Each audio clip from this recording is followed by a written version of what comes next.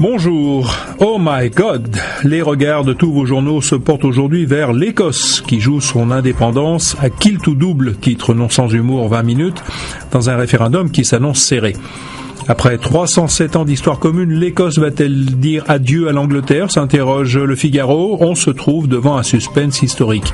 Même si les adversaires de l'indépendance seraient légèrement en tête, l'Écosse est indécise, titre Le Monde. La probabilité d'une sécession pacifique est réelle. Il faut dire que le parti nationaliste écossais n'est plus considéré comme folklorique depuis la découverte du pétrole en mer du Nord.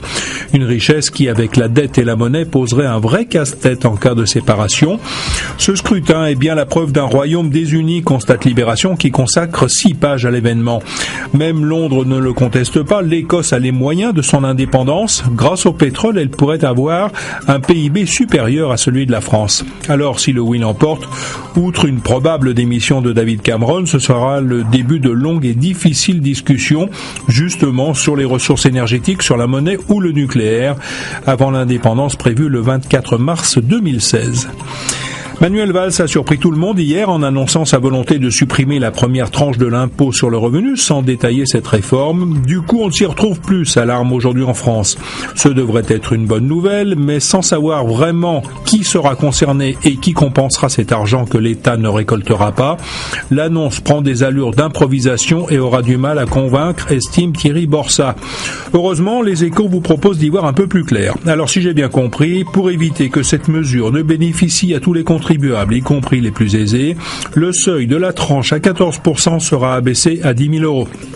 Pour autant, affirme Christian Eckert, le secrétaire d'État au budget, l'impôt ne sera pas davantage concentré sur les hauts revenus. Pour nos confrères, c'est François Hollande qui va devoir faire le service après-vente de ce chamboulement dans sa conférence de presse d'aujourd'hui.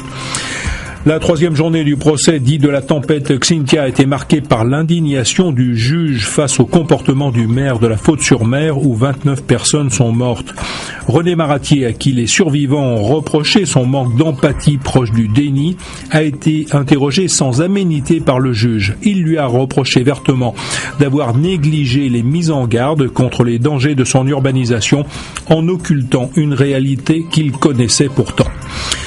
Nous refermerons cette revue de presse en reparlant d'impôts. À en croire Rançon, le dessinateur d'Aujourd'hui en France, Emmanuel Macron aurait une explication au manque de lisibilité de la politique fiscale du gouvernement. Bonne journée à tous.